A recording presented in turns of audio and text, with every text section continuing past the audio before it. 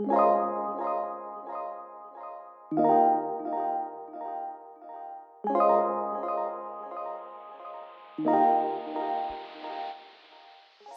hi.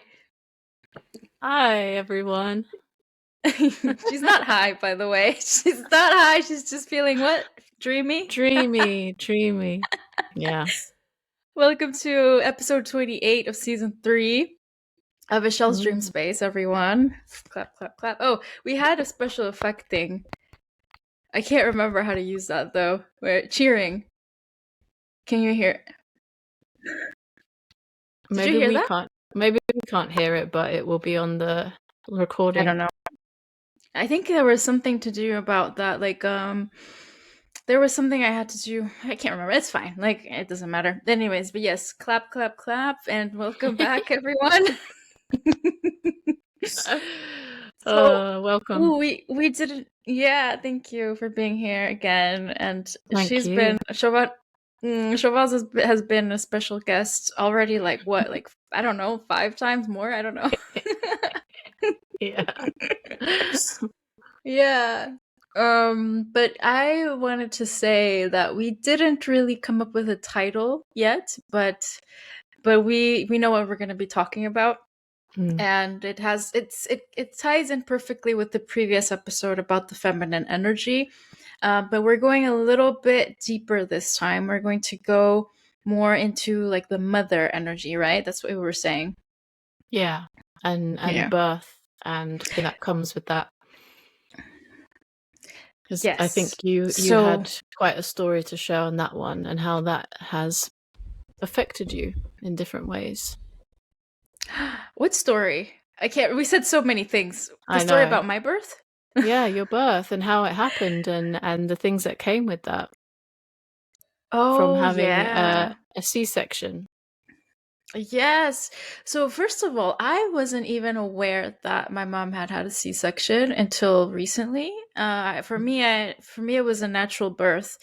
And for those of you who don't know, a C-section is very traumatic for a baby.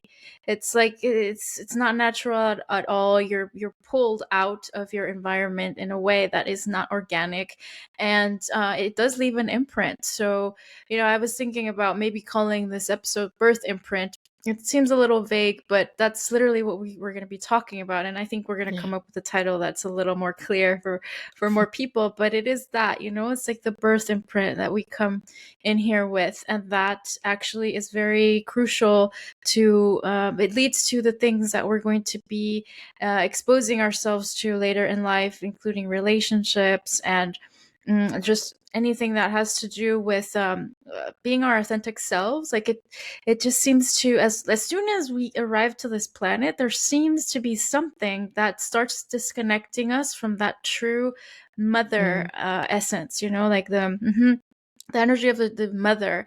And when I say this, or when we talk about this, it's not just the mother, like physical mom that we have here when we're born, but you could call it, let's say, a source, part of source, or yeah, we can maybe expand a little bit more on what is that energy for us, each of us. But first, yeah, let me just finish the story, because I didn't know that, right? That I had come to this world through a C-section. And then when I tuned into that, there's a lot of pain behind it, and not only from my mom, because she didn't want a C-section. She wanted it to be a natural birth, but also for me, because we pick up a lot of the things that happen to our mothers before we're born. So yeah, the thing that happened was that she was waiting. She was waiting for a long time, and the doctor wouldn't take her in. And then all of a sudden, he apparently decided it was going to be a C-section. And she didn't even know why. She wasn't offered an explanation or anything. And he said, just no, the circumstances or whatnot. I think he gave just a very lame excuse from what I understand from the story.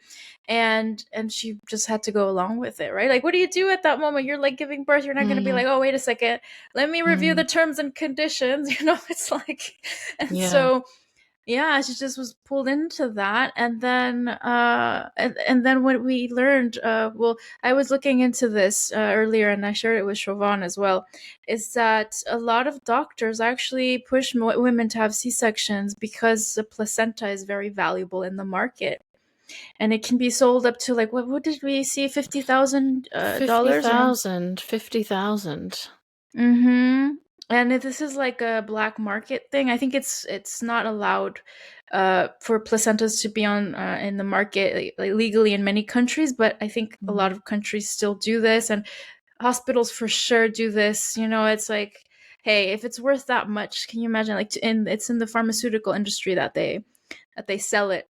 And so yeah, a lot of doctors were doing this even more back in the day, you know, just like, oh, Mm. we need, because, and not because you still get the placenta when the baby's born through natural way, right? But the placenta that you get from a C-section is, they say, cleaner than Mm. if it comes out through the vagina, right? So it's Mm. even more valuable, and you Mm. can sell it probably for more expensive. I don't know how it works, but there's something about the C-sections that has been, that it's still, even today, I feel, being pushed, you know. And so, and I heard it even recently, and somebody shared something about this on Instagram, when an influencer, I can't remember his name, but Danny Morell, I think, was the guy.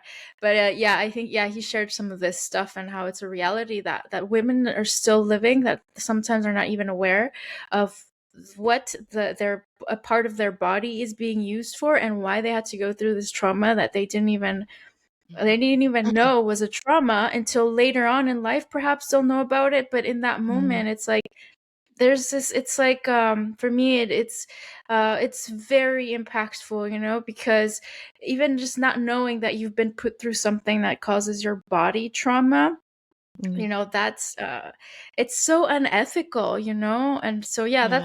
that's kind of like where our conversation started, I think, right? Yeah, yeah. It kind of shocked me a little bit because I know a lot of friends recently who've had babies, and so many of them have been C-sections. And they have all this Mm. birth plan in place. They want to be in a hydro pool, they want to be at home.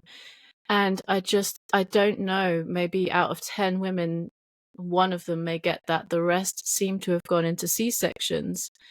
And for seemingly Mm. not big reasons from what I could tell. And it was only when you kind of spoke Mm. about how you learnt about this very recently, it kind of made me feel really uncomfortable to think what is going on in the medical profession in that sense, because it feels like a conveyor belt almost of people coming through. You think about how many babies are born in a general hospital anywhere big in the world. And if this is happening, what is happening to the placenta? What is going on with that? It's like, it doesn't feel, I don't know, it gives me the ick, as people say these days. Yeah, and you know what just came through was like the discussions we've been having about shamanism, and like, but true shamanism, and like the practices of retrieving parts of our souls that have Yeah. been left behind.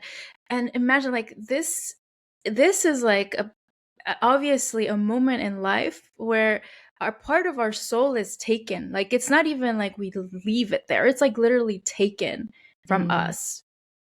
Oof, yeah. I just got chills. I read, Yeah. well, after you told me this, I kind of looked up briefly and I read that some of this placenta material goes into cosmetics for people that want Mm. to have very youthful skin and this kind of thing. And I'm like, do people know that there's placenta material inside of this cosmetic stuff? Do they know about that? I don't know. But it just goes with like the level of distortion that is here on this planet when it comes to even organs, people having organ transplants. Like, there's still Mm. material from another person transferred. The energy is still in there, and then it's transferred into another body. It's just like, and Yes. there's no need in a way, because we just need to heal the stuff that's going on within ourselves by actually being with ourselves and retrieving parts of us and getting our energy back. So there's so Yeah. many layers to what's going on in this current world that is just, to me, unnecessary. Yes, absolutely. And that thought, the thought, sorry, that just came through for me when you said about the transplants and stuff. Some people might argue, well, but it saves lives and this and that. Yes, and at the same time, you are like giving a piece of somebody else to another person, which it doesn't correspond to that person. And Mm. at the same time, you're playing God in a way. Like, hey, maybe that person actually needed to pass, and you're actually giving them an extra few years, or maybe more. I don't know, but depends on what transplant, I guess. But um, I mean, what's the use of that if that soul was meant to go on another journey? You know, just Yeah. because they're like, oh, we're saving lives. Like, I've changed my vision of how that works. Sorry, like, you know what I mean. Before I would be like, well, it makes sense. You know, I want to like donate my organs. I totally was like, I'll donate my organs. Yeah. But Yeah. I'm like, mm-mm. Yeah. Yeah. I used to be like that as well, but then I kind of read a lot of stuff about what happens to people's organs, and I was like, no, I think my organs can stay with me. Thank you. Yeah. And it's like you're literally giving, and that would be us like giving a piece of our soul to somebody else, and then we're not whole. Oh, so as a soul, you're literally just dispersing yourself, leaving parts of you in different places. And the objective here is to return back to source whole, right? Hmm. Yeah.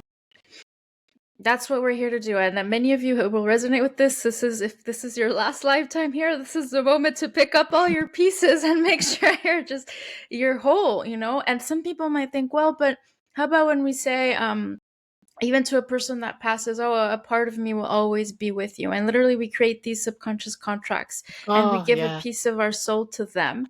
That might Yeah. not even be serving them. You know, No, we no, think it no. comes out of love, but it's actually more of a selfish act from the ego, in my Yeah. opinion. Yeah, totally. And in some ways we do that in a heartfelt space, but I think what we don't realize or we don't remember is that actually that can keep a soul in the space when actually it'd be better to let them go. And don't make any agreements like that. Just accept that that soul has passed on, because you can actually entangle yourself with that essence of that spirit, and then they're kind of here. It's something that I've been Mm. seeing a lot in doing constellation work, is that sometimes we can get involved with an entity that we may have taken some unconscious thing of theirs, and they won't go from the space until they have that energy of theirs back, or vice Mm. versa. So, we're still Mm. uncovering a lot of stuff right now, and we're not saying that this is set in truth. Shell and I are still very much on a journey of unfolding all of this. But I just say, like, look deeper into things, because it's not on the surface level, and it's definitely not what the media says and all the rest of it. There's such deepness to the things that are going on here. And if you really want to, find that peace within yourself, and within yourself is where you've got to start. But yeah, we don't have all the puzzle pieces. This is just what we've learned Yeah. recently. Yes, and we think it's important to share because it does feel like there's a big truth, you know, behind everything that we're saying. And you know, take what resonates, leave the Yeah. rest, as people say, as usual. I think that's always important. So like Siobhan said, we're not here to like be like, oh yeah, we know absolutely everything and we've got everything resolved. But we've seen shifts in our lives Yeah. by by clearing things and all these subconscious contracts. If you still have them there, they will limit you in your path. You know, it's like we don't even realize because they're subconscious. So the fact that you were born through a C-section, maybe your placenta that was sold in the market, all these things like have an influence on what you're doing today in one way or another. And Mm. that's just one thing, right? It's like one example. There's so many other layers and things to look at in terms of subconscious contracts. But yeah, we did want to focus on this one particularly today because when we come into this planet, it's a big deal, you know, and a lot of people don't see it as the big deal as it Mm. really is. and it's linked also to with dream work. The dreams will tell you if you have something going on that you haven't resolved from your birth. Like they will show up, which leads me to the fact that you had been dreaming a lot about caves. Remember, Siobhan? About K's? Yeah, caves, Oh, caves. caves, and I thought you no, said not caves. K as in the letter K. I'm like, have I? Oh no, no, Cave. there's It's something there. true. Okay. Yeah. No, it's Yes, true. Caves. Yeah. mhm. Yeah, which point to birth imprint and also other things that we looked at together that were Mm. linked to the birth imprint. So, because we choose the parents that will actually bring about unconscious traumas, even from past lives, which was Mm. super, super interesting. It goes really deep. Yeah. So, that, yeah. You don't have to share like the details. I mean, there's so many things that we can eventually talk about, but there are a lot of stuff. There's a lot of stuff that's definitely very personal, and yeah. But we want to give the main idea here of like how important it is to really go deeper into these things, because there are very few people who actually know about the importance of this kind of work. Oh, yeah, Mm. absolutely. And I say if you are fortunate enough to have your parents around still, then open up the dialogue with them if you can. Ask them questions about your birth. Ask them things. And I know it's been an uncomfortable process with my own parents trying to ask them these questions, because I had a sense that there was something painful behind it. And plus, I think my mum was like, "Why are you asking me all these questions? Why are you suddenly having an interest?" And it was just because I started to look into these processes to understand the patterns that I held and where they came from, and trying to make sense of the things that in my life that were seeming to impact me. And I had no idea why certain things kept repeating. So I was guided to go and speak to them directly. And yeah, it took many attempts actually to open up the dialogue to ask, because I think one of them especially got quite defensive. And it was like to say, look, I'm not judging you. I'm not judging you. I just want to know what happened, like, because you never really spoke about these things. Mm. Um, and that, like Ashel said, you only found out recently that you were a C-section. Well, I found out this huge puzzle piece from my mum. I won't share too much because it's her personal story, but it had a lot to do with how when I was born, a bit like you were saying with your mum, she was in a not in the most pleasant environment, going into the labor ward and not having the nicest nurses around, and getting probed and having injections and all this kind of stuff. And she just said it just wasn't a very pleasant experience. Yeah. And when I came out, she had gone into postnatal depression, and she just didn't feel connected to me for the first 6 months of my life. And I had no idea about that. And it made so much sense to me, because I, in my life, have felt a huge disconnect from life. I've gone through like periods of depression and a lot of anxiety and a lot of fear, and just feeling like I was so on the outside of life and I just couldn't connect to people. And when she told me that, and I had been through, working on in family constellations, when she told me that, for me, that was the missing piece. Because if you're not connected to your mum, you're not trusting in life, you're disconnected from the flow of life, and that just starts to ripple out into everything. And it's only through going through all this work and opening up and talking to her about these things, we're starting to bring that all back around. But so many people could spend their whole lives not knowing anything, and not seeing how these patterns are playing out for them. And like you said, that can Yeah. really hold you back. Mm. Yeah, absolutely. Absolutely. And there was a thought that came through just when you were talking. hold on, it'll come back to me because it was like, oh, this is important to mention here. Um, about the mother. Oh yes, yes, I remember now, and that's a conversation that came about. I think it was yesterday. Yeah, because I had a dream that helped me realize, and I had already pinpointed this thing about me focusing a lot on healing the issues with dad, and kind of leaving mom in the background always. Mm, And I was like, well, and then I became more aware that yes, I had to work on mom as well. But I didn't know it. I think it was really until yesterday that I understood really the importance of working on mom first, and then that is helping me also heal things with my dad.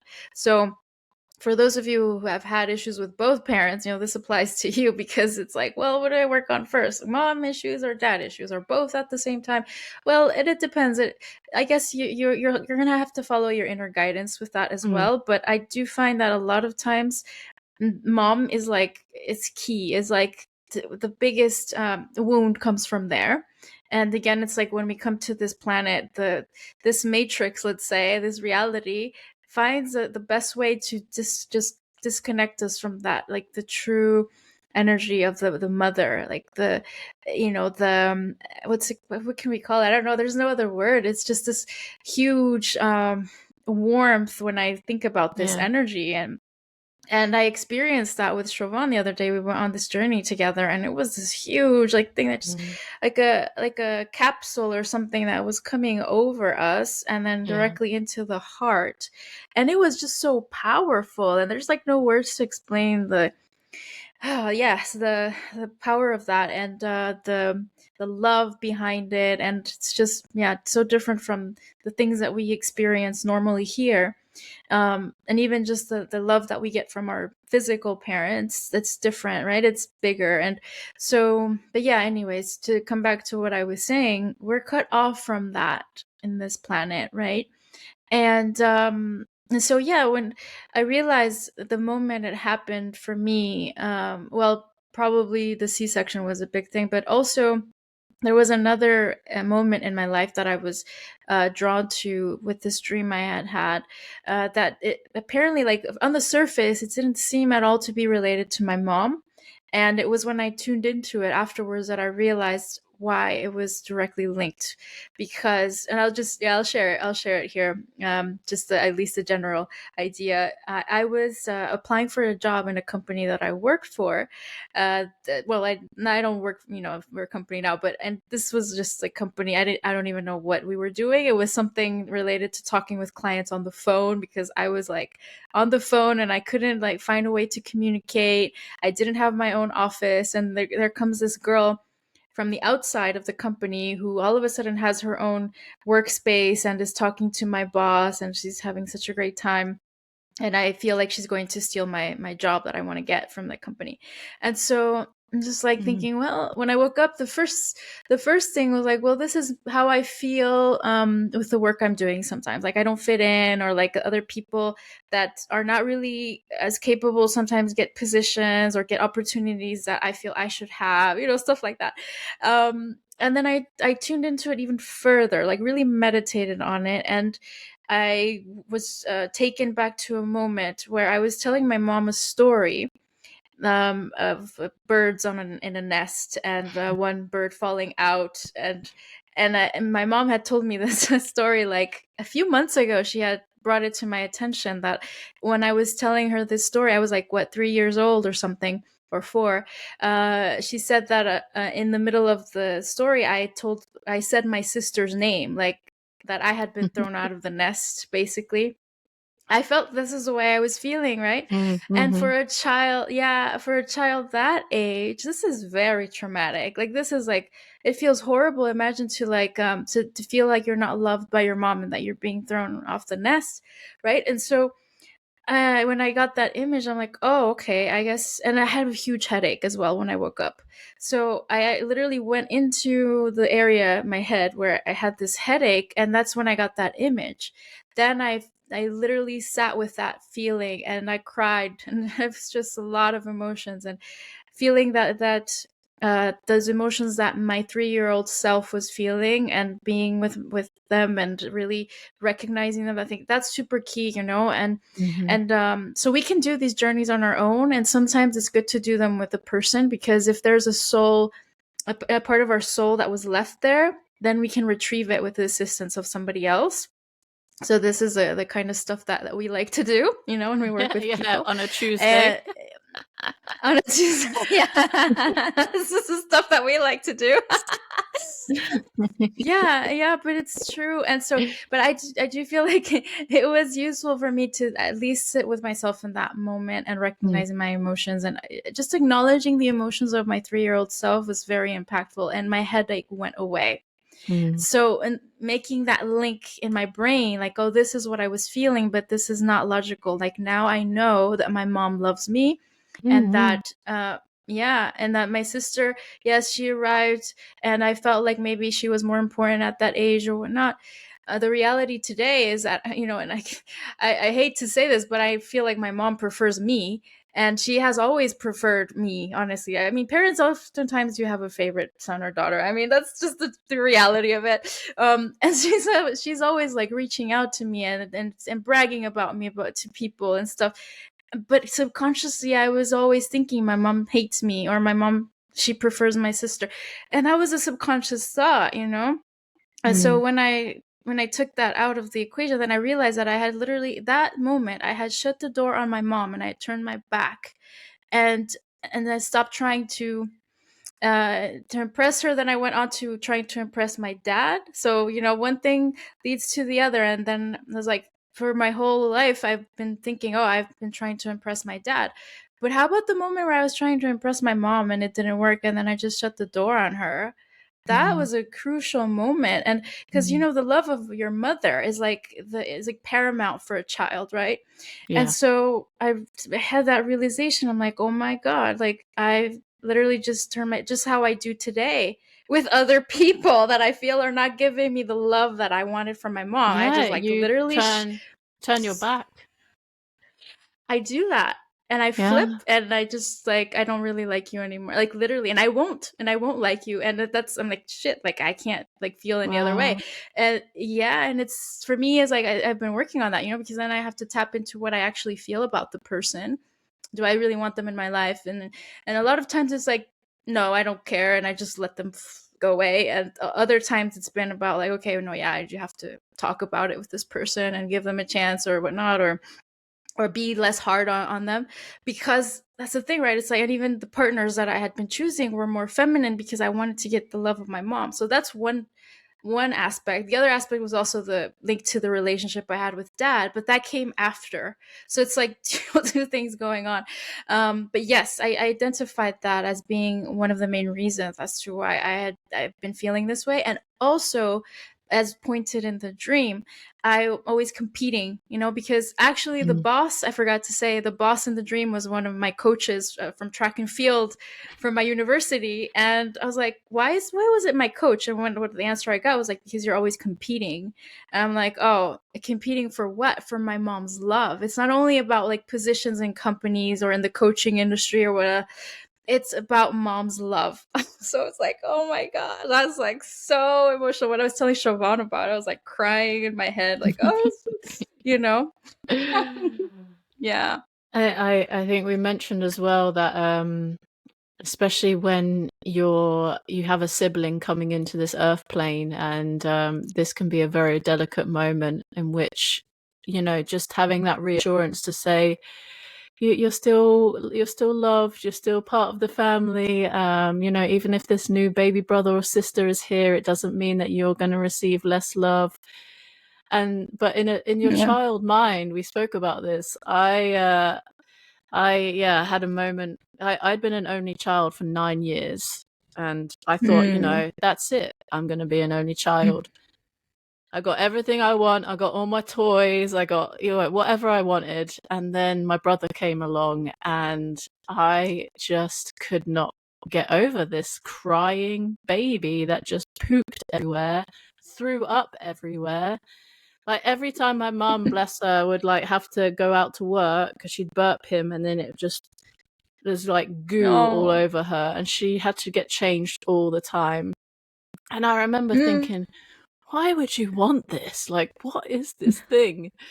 But one side effect that came for me was that I started to believe that because my mum was spending so much time with this baby, that why isn't she spending time with me? And there was one moment I remember I packed my suitcase, which was like a little Ninja Turtle green suitcase. I put like Simba in, I put an apple, and I might have put a book, and I said, I'm leaving.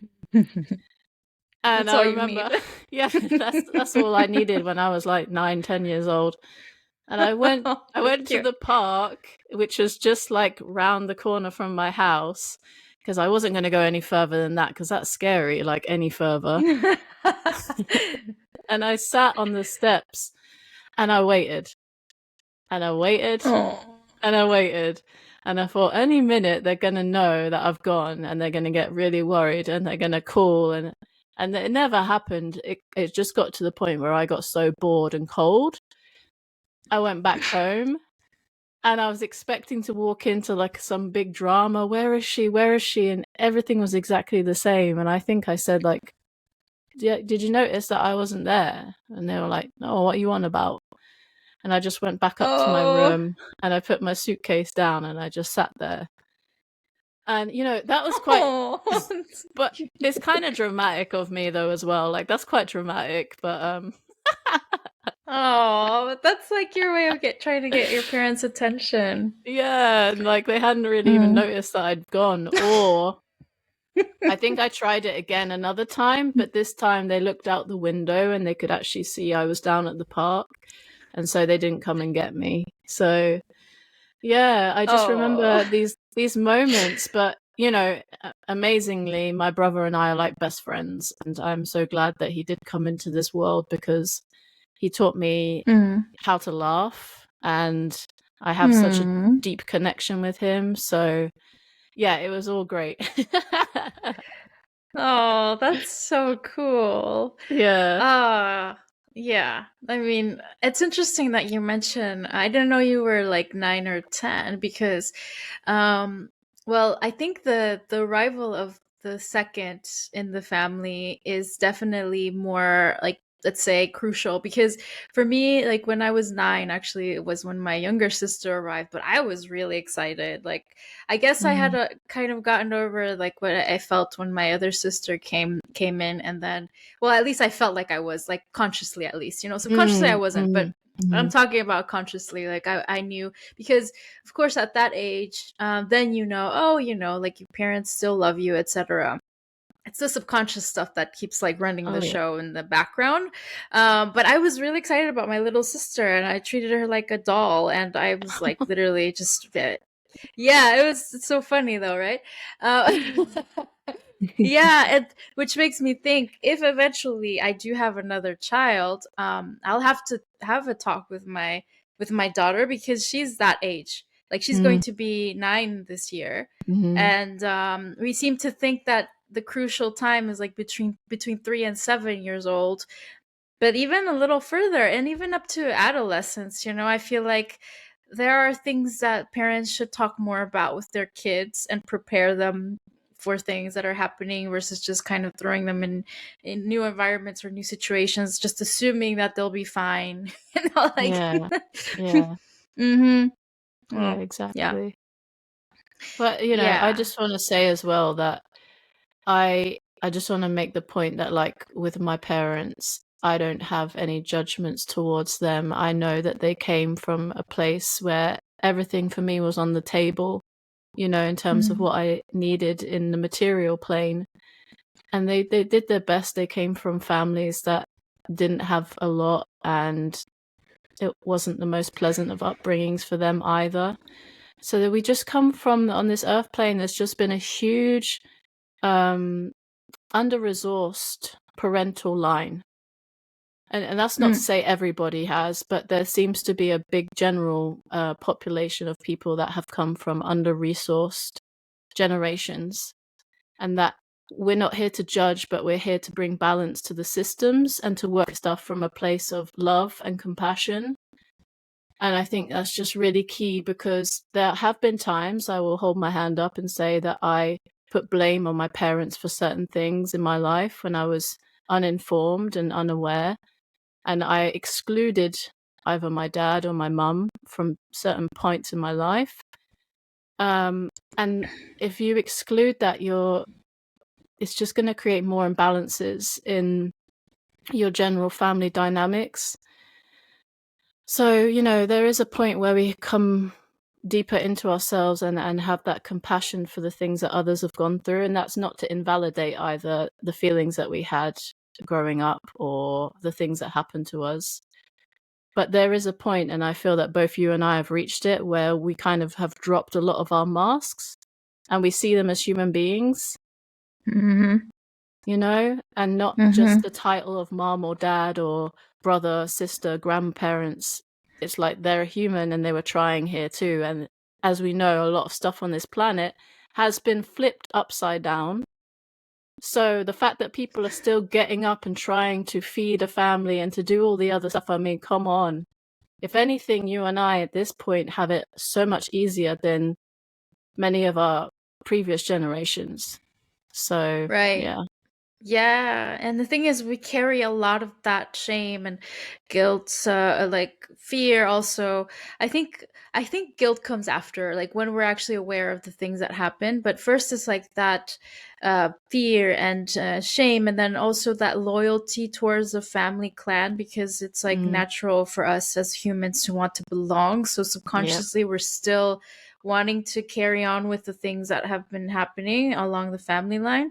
So that's another thing that we wanted to mention, I think, is that breaking free from those chains is super key Yeah. for becoming truly sovereign in this planet. I mean, people have different, I guess, definitions of what sovereign is, but the way we see it is like being free from those chains, right? It's like it starts with that, the family line, and then using the tools, like you said, that we have today in order to create something better, like not being like, oh, we have to just completely shut down or run away from the system, or some people might do that, and that's fine, but that to Mm, us is not mm-hmm. what being sovereign is about. It's like going in the mountains and living in a community off grid.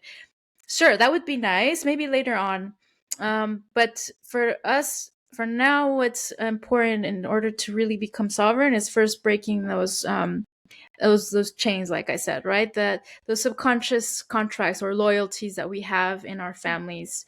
Yeah. And Yeah. one of the things for me that has been so key to even doing that is actually spending time around the places. I know I'm fortunate in a way that I was able to come back to my family of origins place, and Mm. to see how people live and to see what the culture is like here, because it actually made me recognize how many things that I have picked up from my unconscious family line that I can Mm. now break through those things and say no more. Like, that's it. So Yeah. that's been really cool. And of course you've gone back to Mexico as well, and you've had to kind of see that you kind of excluded the fact for a little while that you were from Mexico, and your issue, Yeah. your identity around that. So that's big as well. Yeah, I did realize that there was a moment in life where I made this subconscious contract that I didn't want to be considered Mexican because of how in the United States, when we lived there, there's a lot of racism, especially in Mm. certain places, like not everywhere, but yes, we moved around quite a bit. And then we did encounter situations where, especially I saw, that my parents going through this, and my dad more than my mom, because my dad is darker skinned, my mom is lighter skinned, so that's why I'm kind of in the middle, like, not too Mm. dark, not too light, but my mom is really white, and everybody would mistaken her for an American lady. And my dad, who spoke better English than her, was always like ignored, and they would always talk to her first when they were together. It was just Wow. this thing of like, yeah. And I was like, well, this is horrible. I don't want to be considered Mexican, like, and I speak English. I don't want to speak. And I, even when we went back to Mexico for a few years, I didn't want to speak Spanish. Like, and with my sister, every time, because we were in the same school together, I would go hang out with her and speak English with her. I didn't want to speak Spanish during during recess. And then when we would hang out with other friends, I would start speaking English as well. I remember that. And they'd be like, ay, no te entiendo ni papas. Like, I don't even understand what the fuck you're saying. And I would be like, yeah, I don't care. Like, it was just so, but it wasn't because I wanted to be, I didn't want to like put myself like, oh, I'm better than you. It was more like an insecurity, right? Like, and just not feeling like I belonged anywhere anymore. It was just so difficult for me to like fit in anywhere at that Mm. point in my life, But Mm. yeah. Mm. Yeah, it's a strange one because like I moved around quite a lot when I was little, and I was I gonna went ask you, yeah. yeah, and I went to schools that were very multicultural. So like we had every type of person from all around the world, all different religions. So like I kind of grew up in that, and yeah, I found it very strange. So my family and I, we moved to Wales when I was 17, and we were in a very tiny village in like these mountains, and very rural. And even just us having our accents, like we were treated completely differently. Like we used to go Mm. into a pub, and there might be no one else in the pub, but the landlord would hear like my stepdad accent or mine, and it went like so frosty cold. Like they just didn't want you in there. Mm. Loads of little incidences like that, but luckily I went to college and I met like some really awesome people, so I started to get immersed in their culture, the people of that area. But my mum and stepdad, they found it very difficult to transition there because, and my mum has a kind of Irish accent, so Mm. we thought she'd be okay, like Welsh and Irish, they get on, but no, they didn't really take to her either. So it was a weird experience for me to go into that. I hadn't ever really received any type of discrimination for being who I was. So yeah, it taught me a lot of things. But again, it's like we hold on to these ideas of identity. Like, you were saying about being in a tribe, and anything outside of that tribe, people, step back and think, oh, that's scary, or I don't like this, or. Mm. But as a child, I didn't see any of this between people, like I Mm. didn't see any differences. We But don't as children, yeah. no. So You ask children like, yeah, sorry. no, go ahead, go ahead. No, just to add on to what you're saying, I was looking at this video one day that where they asked children, what are the differences between you guys? And they were like 5, 4 years old.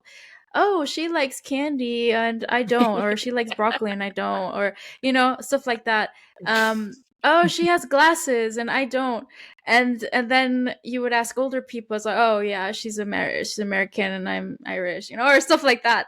And so Mm, it's like these ideas of what identity is, it literally just morphs into something that becomes like very like we're separating ourselves from each yeah. other. It's like then you have an even bigger barrier around yourself energetically of like, I don't like that thing. Mhm. It's different to me. Go away. Mhm.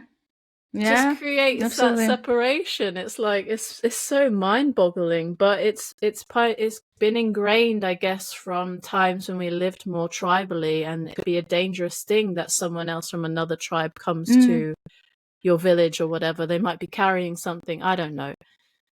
Maybe it comes True. from that. Yeah.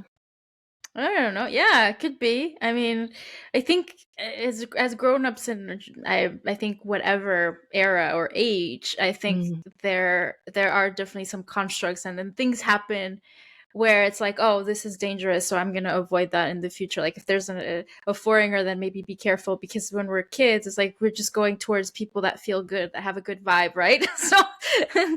otherwise, yeah, it's like, and then as adults, we create boundaries in different, or maybe sometimes walls, in different ways, using more our analytical mind and based on our past experience. So it's different. I mean, children are just so connected to their intuition, and but again, going back to the main theme as well, it's like this reality makes it so that we're even further and further detached from that, because intuition is a feminine energy, right? The mother, Yeah. it's very intuitive. That's nurturing and safe, and then this world is not that, you know. Mm. Yeah, so again, that could exactly reflect back into why people are so like that, when there's Hmm. something different. It's because they're kind of missing that they're missing the mother. Every time you and I speak Hmm. about this kind of thing, we come back to the main point that the mother line, that is the key, and it has been so disconnected. Right, right. I think that's the freaking root cause of nearly everything. Oh yeah, that's so true. You know, I said something that I kind of want to take back a little bit. I guess I said this world isn't, that safe, and it is. It's just that apparently it's not. It's like that's the illusion that's created. Yes, That's what I meant exactly. to say, actually. Yeah, Hmm. yeah, It's an yeah. illusion. It Hmm. is. Hmm. Yeah. Yeah. And so we're born, and then there's something that happens that makes us feel unsafe. And it's most of the time it's subconscious. I think it's rare the person that comes in and just feels like this world is freaking safe and amazing, you know? They do exist though. I feel I like think so, yeah. there Yeah, must be these like people. if they're born in a yurt in nature, naturally, and then their placenta was like put in the earth and returned to earth, and all these things that can be done. Yeah, absolutely. I don't know how many people there are like that, but yeah, I mean there should be. Yeah, they do exist. But then, I feel like if you do come from a space where there's been a lot of traumatic experiences and things like that, you are a freaking shadow hunter and you're just doing like a really amazing job for taking on all that stuff because it's not easy. It's not easy at Mm, times. Um, no. but I do feel that we're just here to clear those distorted frequencies out of the grids and to Mm. alleviate this system that has been in oppression and control, and we are doing that.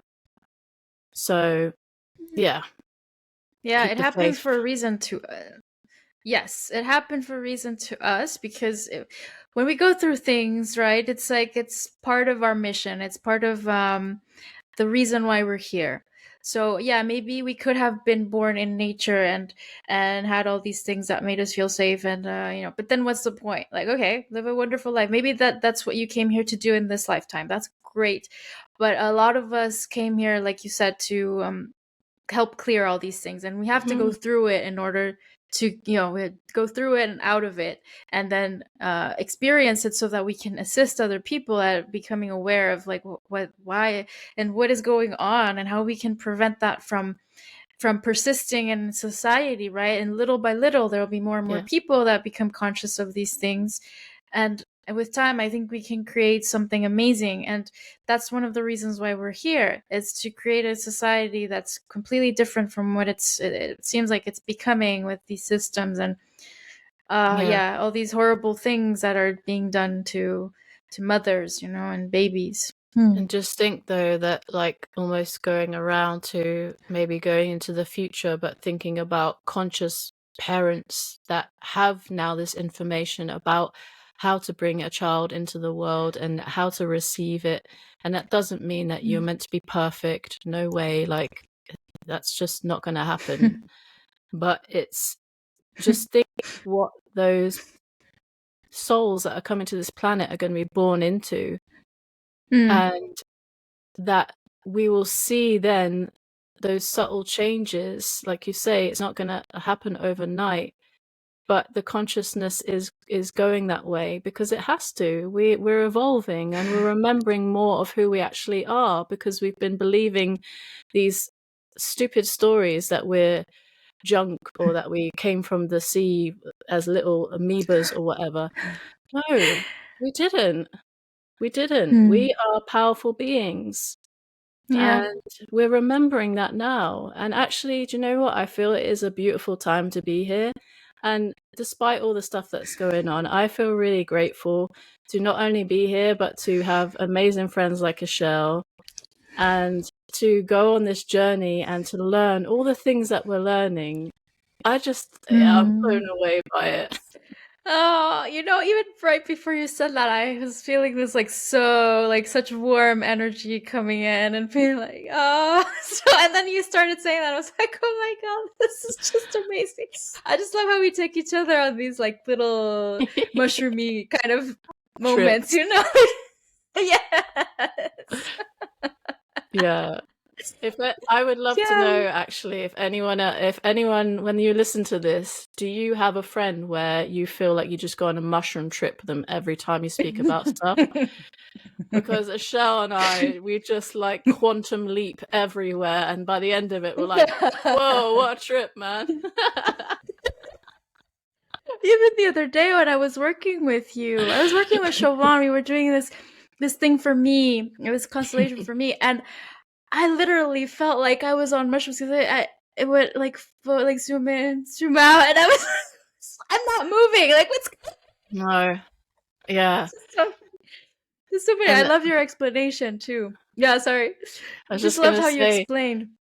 the Mm-hmm. the week before, you did a session with me, the cave session, and like by the end of that, I was just lying on my bed like we had been on a journey for 8 hours, and I've just coming out of Wow. it because I was just chatting random crap, and we're just having this amazing conversation. And I was just like, Michelle, I think I'm tripping. Like my That's eyes were all like, whoa. And well, it's not all we've done, but we did a bit of a soul retrieval. So mm-hmm. that's the Yeah. impact these things have. Like it's wild. Yes. And you know what? To be honest, I didn't know that that's what was being done in that moment. Like, I just knew I had to do that. And I had learned this from a few, tools that I had explored before from family constellations, I think, and a mix of that and a mix of resonance healing. It's like all these tools you kind of mix and match, and then you Mm, figure out just the thing that you feel like you need to do. And yeah. then later on, I heard that people call this soul retrieval. I'm like, oh, that's what I was doing. Okay. Like, and you said it, I think, because you said it too. You're like, why don't we do like a soul retrieval like last time? I'm like, oh, that's what we were doing? It's like, it's like, but we know we have to do these things. It just comes innately, like, like, okay, what does need to be? Because what I do is like, I ask, okay, so what's the best way to go about clearing this? And then it's like, okay, do this, do that. And it's literally like you're guided, by your. I think it's our ancestors, like the ones that are aligned with our highest good, that tell us these things, and maybe guides and other aspects of ourselves as well. It depends, but for this particular journey, I do believe it comes from our ancestors. Yeah. Yeah, they Yeah. were coming in big these past few weeks for me and Michelle. And Mm-hmm. for a long time, like going through all the like new age stuff and all this angels and things, I did not connect with ancestors or anything. I was like, nah, man. Right. But Right. yeah, I was like, no, I'm not going to connect with anything like that. But going Mm. through actually family constellations, it made me realize that our ancestors are a part of us, and Mm-hmm. there's nothing to fear. And like you say, just Right. and there's so many gifts in our ancestry lines, not just the struggle and the pain, but there's so many gifts. And that was another thing that flipped. That was when I started to research my family history, I found amazing connections. I found musicians. I found people that had like gone and just done things that were completely not normal for the line that I knew of. And I'm like, wow, there's some really powerful people in this space, So Mm-hmm. yeah, maybe dig into that a little bit if you don't know much about your family history. Again, start asking questions, and maybe even start asking questions for your dreams, and you might receive things in that form as well. Yeah. Absolutely. I love how you said that because I think a lot of people might be thinking, "Oh, well, I don't talk to my family much," Yeah, or maybe it's not the moment yet, but you can start getting information from dreams for sure. And then when you start clearing that within your own body, then you start opening up to communicating more with your family too, because that's what happened with yeah, us. absolutely. Yeah, Yeah. But it, yeah. it does start with us first, honestly. Like, it sounds very cliche, I know, but we've literally like comprehended the real meaning behind that. It's like, yeah, when I would hear that before, like, let's I say, know. I don't I'll know, be like, 6 years, oh, whatever. it all starts with you. I'm like, Yeah, okay. Like, yeah. Whatever. Yeah. Yeah, it's like things get like you get a whole different meaning of these phrases and things that you hear. It's crazy. I think I used to roll my eyes. I'd be like, yeah, whatever, dude. Yeah, it is. You know why? Because it comes a lot from people that are like in some sort of religion. And you know, I always like to emphasize, like, not to say, oh, religions are bad, or you know, just stay away from religious people. No, because there's a lot of Hmm. truth behind it. Hmm. But then, since we also know the distortions and the links to the other things that are not so great, then we Yeah. tend to like push it away, and that's also a reason I think why I pushed that phrase away, because someone that was in a religious, like, not a cult, but like, you know, something, would be like telling me these kinds of things, and yeah.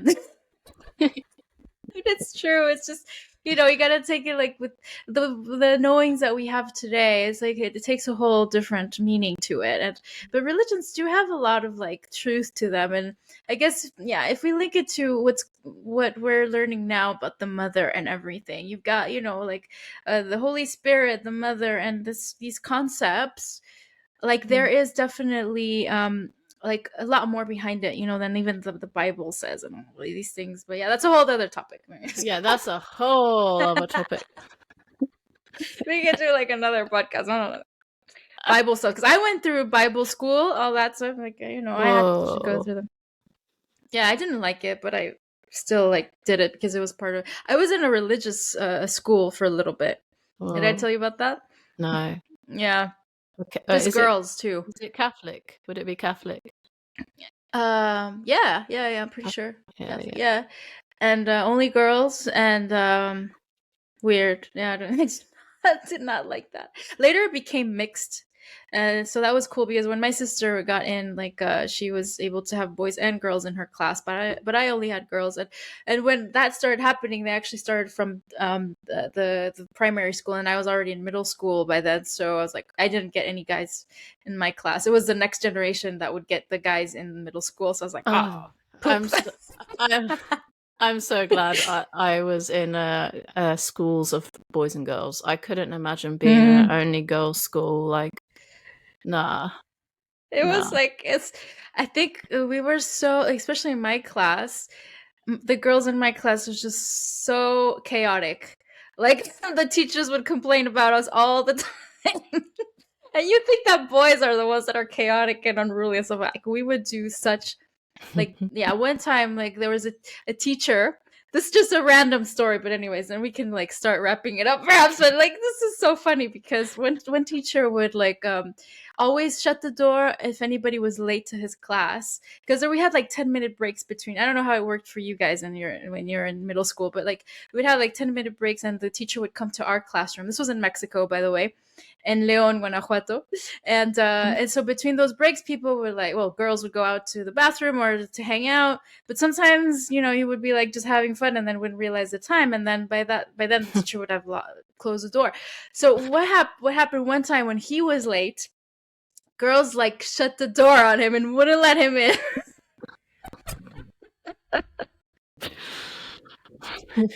It was crazy, and it's like laughing, and it's like, it's just, and I was like a good girl, and I would be like, oh my god, what's going on? Like, don't do that. But the girls were just like, and then he called the principal, and then we had this like, you know, talk with her, and it's just like, I think we were punished, like we had like -2 points in the class or something because of what happened, and I was just like, like, like, why would I have to go through this? I didn't do anything. Oh, but anyways, yeah, I I mean, I it's. love your Mm. story, but it seems quite tame for a British school, actually. Like for Really? what I experienced in school, yeah. Oh, what happened there? I'm curious now. Oh man, I mean, teachers would cry on a daily basis in my class. Wow. Okay, tell me, Yeah. tell me, tell me. No, like we were just, I don't know. It was like the Lost Boys or something. Like everyone in my class just unruly and wild. We were just wild, like wild creatures. And they just did things to make teachers cry, and there was fights I've seen I've seen physical harm actually happen in my school quite often. Luckily, I Oh, wasn't wow. in the era where knives and things like that came in, because Mm. I think actually my school did start fitting like detectors, Ooh, but yeah. I was away from school from that point, so I'm so glad I didn't grow up around that kind of thing. Mine was enough, but Oh, it was like wild in my class for sure. And I just crazy. be sat there like, I just want to learn. I just want to learn. Right. Was that middle school or high school? High school, yeah. Okay, high school did get crazier, although there I was not with just girls. I mean, middle Mm, school, girls are a lot younger, but middle school or high school, yeah, there definitely were a lot of like crazy things happening, and then mm, also, I can't remember exactly. I just remember one time where people were just throwing things, and then they actually hit the teacher with it on the head, and yeah. like stuff like that, and we would get the principal coming a lot to our classroom as Mm, well. mm. So yeah, I mean, and that was like a private school. I think in other That's a schools, like it private would get school. worse. That was a private school, yeah, where supposedly kids are like, more like educated or whatnot, and that's not true. Oh, okay. Oh man, I don't miss school, I tell you Yeah, that crazy. much. No, I don't I don't either, miss and it. I feel sorry for my daughter who has to go there. Mm, Oh maybe yeah, mhm. I was gonna say maybe one day you could homeschool her, no? I don't know. The thing is, I'm not the only one making the choices. I'm pretty sure Mm, that her dad wouldn't agree to that, mm-hmm. unless I had like this amazing plan and just being with her like all the time. And I wouldn't want to do that. Although, yeah, it would be ideal, or have her like in a school where it's like a different system. For sure, I've thought Mm, about that as well. Like, we'll see. But in the meantime, at least I'm like, when I'm with her, and not all the time. I'm not saying like, oh, I'm the most amazing parent or whatnot, but I do attempt to have her be aware of her own capabilities. And I just recently learned that, this is linked to the topic in a way as well, because me being the mother and like feeling like you're saying, sometimes we come here and we're like, oh, like, how do we do this? It's like, it's never easy. Okay, we're doing our best, but I think it's key as mothers to, yeah, be aware of maybe where we went in a way wrong, but it's like it's part of their path as well, and the things that they have to go through, the struggles that they have to go through are, they're gonna come through us a lot of times.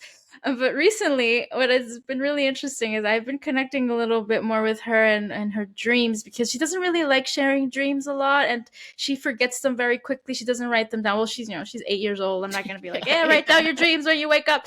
But she told me that a lot of times she dreams of things that happen the next day. And I didn't know that about her. Like, she mm, might be a bit prophetic in a way, and even she's like, yeah, and she's, for her, it's a normal thing. She doesn't see it as something like extremely like, wow, this is a gift or whatnot, ah, because to her it's normal. She's like, yeah, I dreamt that my dad gave me a dress, and he did give me this dress, or stuff like that. And then or and since sometimes she'll be like, oh, or during the day I'll like know what my dad is gonna say before he says it, and I'm like, okay, I didn't tell me this. And she's like, so what? Like, it's just normal. I So mean, all yeah, these things that, it is mhm, normal. it Yeah. is it is normal, though. It's Mm, true. It's just that we've come to believe that it's not, because again, this comes back to the intuition, of the mother and the feminine energy, and how we get disconnected from that as we go in our lives. But I feel like a lot of us had these gifts just innately, and then we started forgetting about them, and we are shutting yeah, them down. yeah, shutting Yeah, them down, absolutely. yeah. All Oh, right, we've been here for an hour. Wow, this has been wow. such a nice talk. Yeah, we How do you kind of feel? went everywhere there, as No, but usual. hey, it all links back to the mother, It does, anyways. it does. That's just I Yeah. like our conversation because it's open and we don't really plan it, it just happens. Yes, that's the way it But should be, like life, yeah, because we have exactly, a exactly. structure. Mm, Yeah, like life, you have maybe an idea of what you want to say or do, and then you flow with it, and you're open to all the magic that can happen in the process. Yeah. in the present moment. In the present moment, yeah. Not worrying too much about how it's gonna turn out, or if maybe you said things in the past that don't align with what you're saying today, or whatever. It's like we're here now, and that's what matters. So, Exactly. yeah, it's been Yeah. lovely. So it's been lovely, and more to uncover, but yeah, it's flowing Yeah. in the right direction.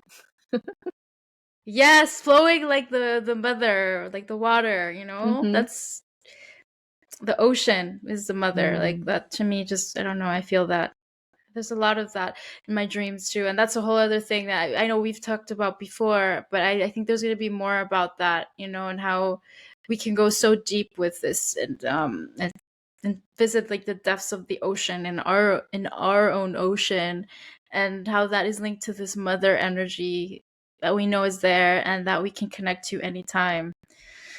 Oh. Mm. I love your cup or your mug.